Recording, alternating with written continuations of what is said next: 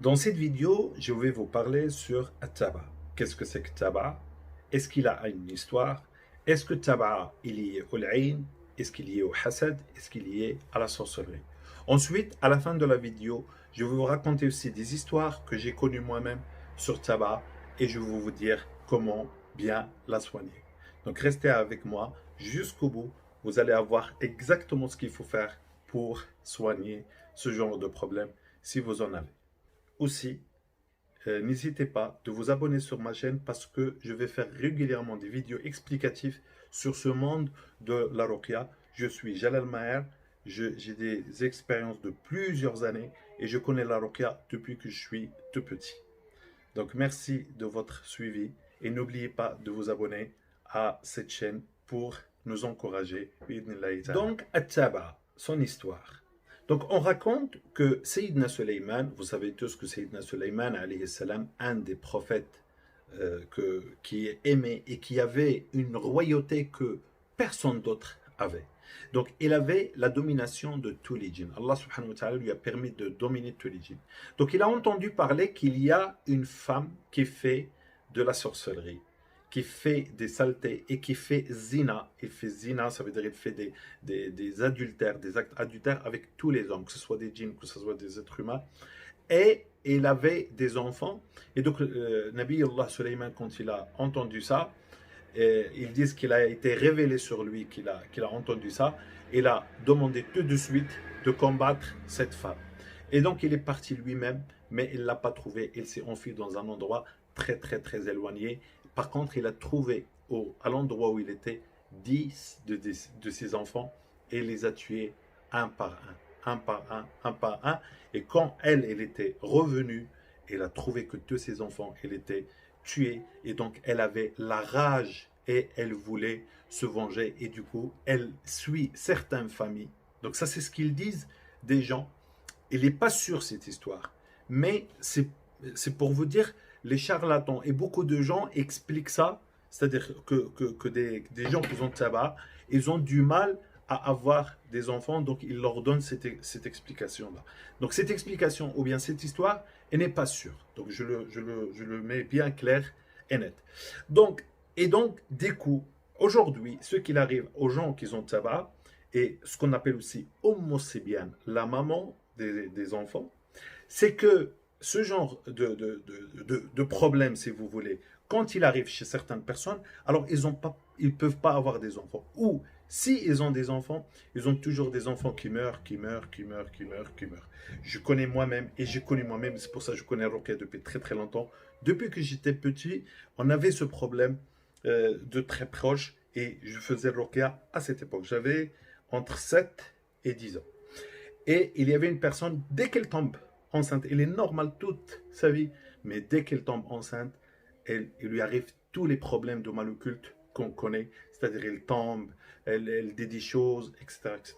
Et elle finit par perdre. J'ai vu de mes propres yeux la perte des enfants. Donc les enfants, ils se perdent soit dans le ventre ou au moment de la naissance, et c'est-à-dire toute la période se passe d'une façon très horrible.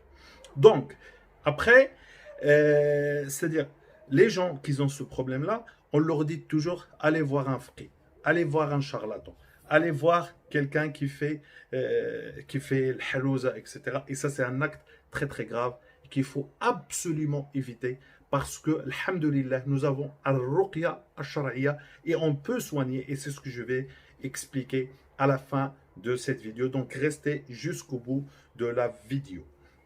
Donc cette histoire explique qu'il y a une tabac. Alors, tabac, d'après mes propres expériences, la différence entre elle et le mal occulte normal, que ce soit aïn, hasad, etc., c'est qu'il est très collé à la personne et qu'il est héréditaire. Moi je remarque personnellement que les gens qui ont ce genre de problème, c'est un peu familiarisé. C'est dans toute la famille ou en grande partie de la famille. Ça, c'est première des caractéristiques ou bien premier des symptômes. Donc, on voit tabac chez beaucoup dans la même famille. On voit que cette famille-là, ils sont très souvent isolés. Ils ont beaucoup de problèmes avec les gens. Ils ont beaucoup de problèmes, plus que le normal. Et ils sont des fois invisibles. Ils ont du mal à travailler. Ils ont tendance à être isolé parce que dès qu'ils se mélangent avec les gens, il leur arrive des problèmes et ils tombent que sur des gens qui ont aussi de la sorcellerie et le monde occulte. Que ce soit dans le travail, que ce soit dans les études, que ce soit à la fac, ils ont toujours des liaisons avec les gens qui ont des mal occultes et ça se passe en général très très mal parce que l'un pense que l'autre, il lui fait de la sorcellerie. Ils ont beaucoup de problèmes qui ne s'expliquent pas. Ils ont beaucoup de problèmes de poisse, de non-réussite, etc., etc. Ils ont aussi du mal à bien pratiquer la religion. Il y en a parmi eux qui vont pratiquer encore plus que le normal, mais il y en a beaucoup qui tellement c'est difficile, tellement ça les poursuit parce qu'ils essayent, c'est très compliqué et c'est long. Et je vous le dis, même le soin, et c'est un peu long. Donc, Taba, est-ce que c'est toujours une sorcellerie? Non. Taba, c'est pas toujours une sorcellerie. Taba, ça peut être, c'est-à-dire faite par un sorcier, ça pourrait être aussi lié au mauvais œil. C'est-à-dire un mauvais œil universel qui touche toute la famille et peut créer ce genre de problème. Taba. Taba aussi, c'est le shaitan qui te poursuit. Quand tu as reçu une sorcellerie, ou tu as reçu un djinn amoureux, ou tu as reçu un problème de mal occulte, ça commence au début par Taba, il te poursuit, il te pourchasse. Et c'est pour cela, il y a certains symptômes qui vont se manifester. Tu vas sentir comme si quelqu'un il est en train de respirer à côté de toi. Tu vas sentir qu'il y a des choses autour de toi qui bougent, ou il y a un changement, etc. etc. Tu ressens que quelqu'un t'appelle par ton prénom. Tu sens qu'il y a quelque chose autour de toi, mais tu ne la vois pas. Ou parfois même, tu peux la voir.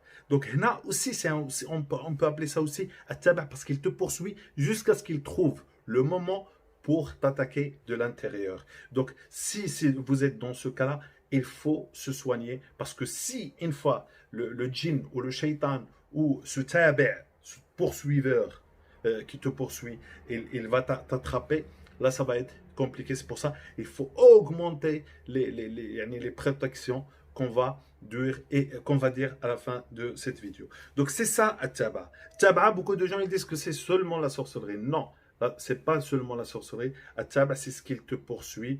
Et ça peut être des shayatines, ça peut être des maradas, ça peut être des afarites, ça peut être des djinns normaux.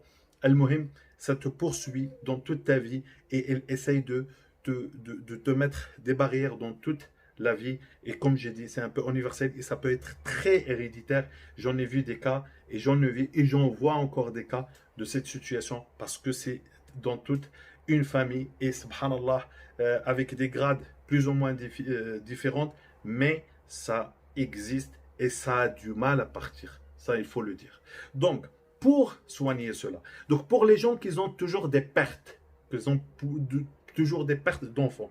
Comme j'ai dit, il y a énormément de familles, dès que l'enfant est dans le ventre, ou il va naître, ou avant même qu'il tombe enceinte, eh ben, il y a le problème qui va se réaliser. Et dans ce cas, dès que cette femme veut avoir un projet d'avoir un enfant, il faut qu'elle commence la ruqya avant même d'avoir le projet et tout le temps surat al-Baqarah, tout le temps, tous les jours, au moins une fois surat al-Baqarah à écouter avec concentration. Si par exemple il fait des ménages ou il travaille, etc., elle met dans les oreilles, ça protège parce que Nabi sallallahu alayhi wa sallam, dans le sens d'un hadith, il a dit la yastati'uha al-mahara. Les charlatans, ils n'arrivent pas à la toucher le Baqarah parce que c'est une surah qui domine, qui contient beaucoup de hukm de l'islam.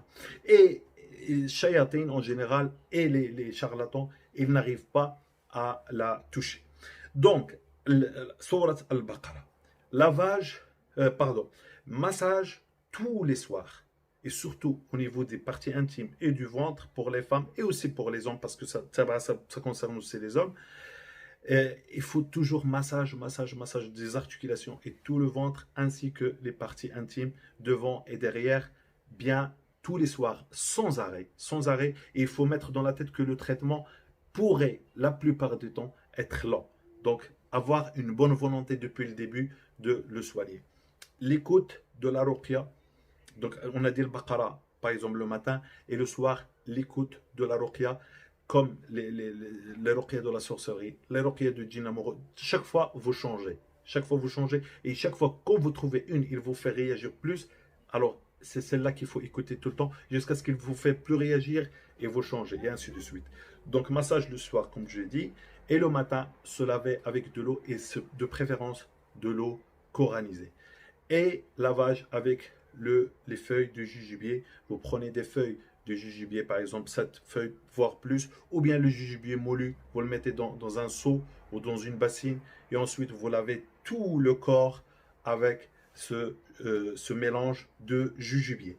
Ensuite, la protection, être tout le temps en ablution et avoir la foi que Taba, Jinn, Shayatin, même si Shaitan, le grand-père de Shayatin, il vient, il ne va pas te faire du mal. Donc il faut avoir la confiance totale que tout le Coran est un médicament.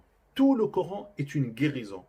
Allah il dit dans le Coran وَنُنَزِّلُ مِنَ الْقُرْآنِ مَا هُوَ شِفَاءٌ وَرَحْمَةٌ لِلْمُؤْمِنِينَ. On descend du Coran ce qui est une guérison et une miséricorde pour les croyants. Donc tout le Coran, bi'idnillahi ta'ala, c'est une guérison. Donc quand je l'écoute, je sais qu'il va me guérir.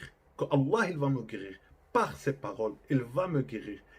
Donc la certitude, ne pas douter, ne pas dire oh le chemin de la ruqya c'est long, il vaut mieux voir Cheikh tel. Parce que quand vous allez voir Cheikh tel, et quand je dis Cheikh, c'est, vous savez de quoi je parle, le Hajj à droite, le Hajj à gauche, partout je vois des Hajj. Parce que maintenant, quand je me suis déplacé, on les appelle Hajj et on leur donne une grande importance. Alors que c'est des pires des hommes, c'est des shayatines de l'ins. C'est des gens qui ont un pacte. C'est des gens qui écrivent le Coran à l'envers et on leur donne une grande importance. Et ils nous demandent des sommes incroyables. Ils nous demandent 2000, 3000, 4000 euros. Wallah, il y en a qui leur donnent.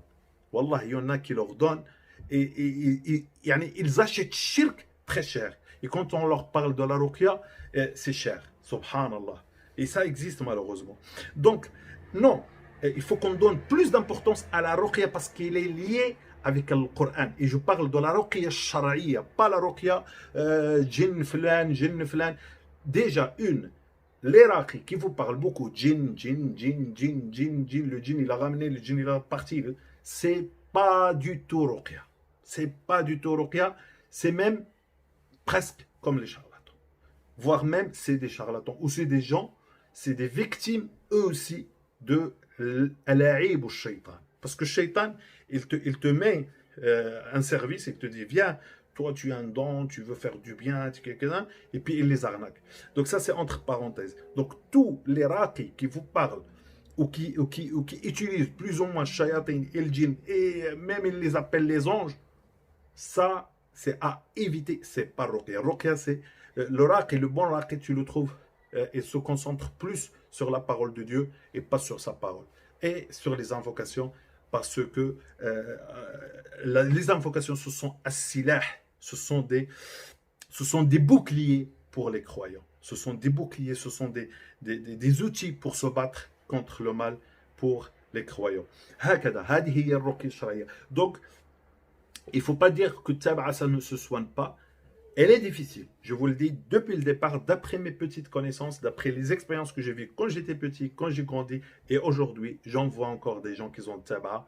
Et croyez-moi, c'est difficile de se soigner parce que ça s'acharne, ça reste, ça se colle, je ne sais pas comment, mais ça se soigne avec la volonté de Rabbil Alamin, avec beaucoup de volonté, et vous verrez que ça partira si vous faites vraiment régulièrement le traitement, plus bien sûr des bonnes prières, lecture du Coran, toutes les bonnes actions, et tout ne pas oublier votre vie. C'est-à-dire ne pas rentrer dans le monde de ruqya et oublier de vivre. Non, il faut vivre, il faut s'occuper, si vous avez des enfants, s'occuper de vos enfants, si vous avez un travail, travailler, etc. Parce que le but, c'est d'avoir un équilibre entre la vie et le delà. Ne pas, parce qu'il y en a, ils mettent la ruqya, jour et nuit. Al-nafs, il a aussi des haqq. Al-nafs, il peut se fatiguer. Donc, ne pas faire trop. Baqara, si vous faites le Baqara une fois par jour, le lendemain, faites par exemple Ruqya. Et ainsi de suite. Si vous n'avez pas le temps, ne faites pas le Baqara. Vous faites que la moitié de le Baqara. Ou juste le 1/4 ou un hizb de le Baqara par jour. Le muhim, il faut adapter selon ce que vous pouvez. Et une question qui me vient souvent, est-ce qu'il y a un moment précis pour écouter Ruqya? Non. Le moment précis pour écouter le ruqya, c'est le moment où tu peux être concentré. Ne pas écouter le ruqya alors qu'on fait quelque chose d'autre. Si on veut écouter le ruqya, il faut qu'on soit présent. Parce que notre présence est importante. C'est sur nous que ça agit le ruqya avant qu'il agisse sur Shayatin. Il va agir sur nous, Beda, pour nous changer, pour nous nettoyer, pour nous purifier, pour que Shayatin, quand ils voient que nous, on se purifie, ils ne se retrouvent plus leur place. Donc, c'est comme si on a un corps rempli de saleté, et donc Shayatin, ils se nourrissent sur notre saleté. Donc, quand on retire cette saleté, et le Coran, c'est ce qu'il fait, il est en train de laver, il est en train de laver, et bien, les Shayatin, ils ne peuvent pas se caler sur nous. C'est ça le principe de Ruqya. Et c'est pour ça, le Ruqya, c'est plus qu'un médicament. C'est magnifique, c'est extraordinaire. Al-Ruqya, il ne fait pas seulement soigner votre mal. Al-Ruqya, il vous nettoie de l'intérieur. C'est comme si vous allez faire un nettoyage du sang, un nettoyage du corps, un nettoyage du cœur, un nettoyage total de votre mission. Mais à condition de beaucoup de patience, beaucoup de volonté, beaucoup de bonne volonté. Donc n'hésitez pas s'il vous plaît de vous abonner à ma chaîne. Je vais faire régulièrement Inch'Allah des vidéos, et aussi je mettrai régulièrement des ruqya audio. Pourquoi je mettrai des ruqya audio régulièrement? Parce que parfois il faut changer les audios à écouter, parce que à force d'écouter les mêmes audios de ruqya, Shayatin s'habitue, et donc du coup il n'y a plus de réaction. Donc il faut les bousculer avec une autre méthode, avec une autre façon, etc. etc. Donc c'est pour ça que je vous conseille, quand vous écoutez une ruqya et que vous voyez que ça ne marche plus, changez, et vous allez voir que ça marchera.